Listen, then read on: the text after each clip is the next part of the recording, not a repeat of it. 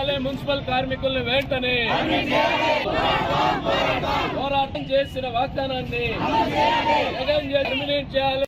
జగన్మోహన్ రెడ్డి చేసిన వాగ్దానాన్ని అమలు చేయాలి. జగన్మోహన్ రెడ్డి చేసిన వాగ్దానాన్ని ఇంతవరకు కార్మికుల ఐక్యత మున్సిపల్ 16 రోజుల నుంచి మున్సిపల్ కార్మికులు నిరవధిక సమ్మె చేపడతా ఉన్నారు.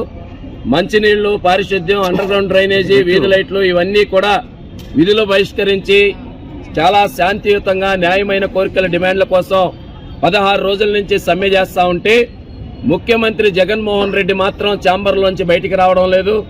2 దఫాలు సజ్జల రామకృష్ణారెడ్డి మరొక 2 మంత్రులు చర్చలు జరిపారు. ఈ సజ్జల రామకృష్ణారెడ్డి అనేటటువంటి వ్యక్తి ఏ రోజు కూడా జనంలో తిరిగినటువంటి వ్యక్తి కాదు.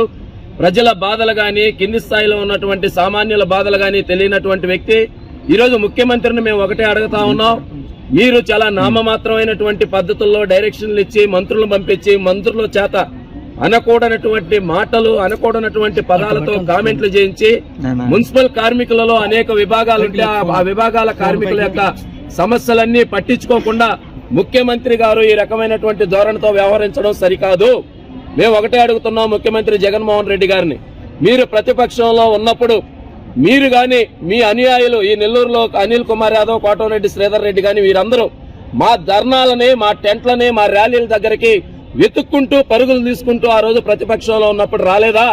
ముఖ్యమంత్రి జగన్మోహన్ రెడ్డి విజయవాడలో, ఏలూరులో అనేక చోట్ల మా ధర్నాల దగ్గరకు వచ్చి మీరు అడిగేది న్యాయమైన సమ్మె, నేను ఉన్నాను, నేను విన్నాను, నేను మీకు న్యాయం చేస్తానని చెప్పి ఆ రోజు పెద్ద పెద్ద ఉపన్యాసాలు చేశాడు.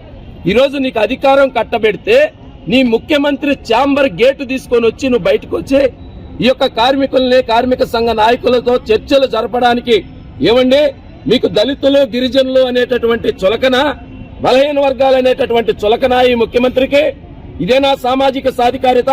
మేము ఒకటే అడుగుతున్నాం, సమస్యలు పరిష్కరించే దిశగా ముఖ్యమంత్రి జగన్మోహన్ రెడ్డి ప్రభుత్వం చర్యలు చేపట్టాలి.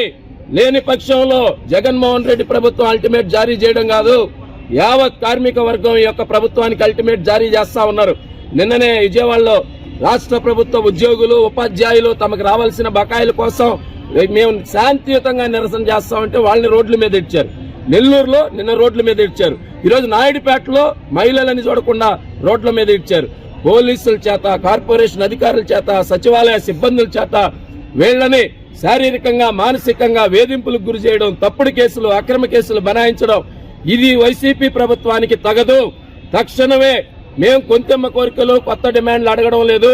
వైసీపీ ఏర్పాటు చేసిన ఎన్నికల మేనిఫెస్టో ఈ జగన్మోహన్ రెడ్డి నోటి నుండి వచ్చినటువంటి మాటలు, వాగ్దానాలనే అమలు చేయమంటున్నాం. తక్షణమే అమలు చేయకపోతే మా యొక్క ఆందోళన రోజు రోజుకి మరింత తీవ్రతరం అవుతుంది. తక్షణమే ముఖ్యమంత్రి జగన్మోహన్ రెడ్డి నామమాత్రమైనటువంటి పేరుకి చర్చలు జరపడం కాదు, జగన్మోహన్ రెడ్డి రావాలి, ఇచ్చిన హామీని అమలు మీద ఒక స్పష్టమైనటువంటి చర్య తీసుకోవాలని మేము డిమాండ్ చేస్తున్నాం. కార్మికులు వాళ్ళ న్యాయమైన డిమాండ్స్ కోసం సమ్మెలోకి వచ్చారు.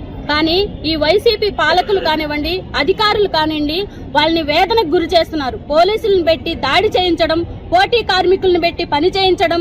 ఏ మాత్రం వైసీపీ పాలకులు కానివ్వండి, జగన్మోహన్ రెడ్డి కానివ్వండి అసలు రాష్ట్రంలో ఉన్నారా, రాష్ట్రాన్ని వదిలి పారిపోయారా అని చెప్పి మేము అఖిల భారత ప్రజాతంత్ర మహిళా సంఘంగా అడుగుతున్నాం.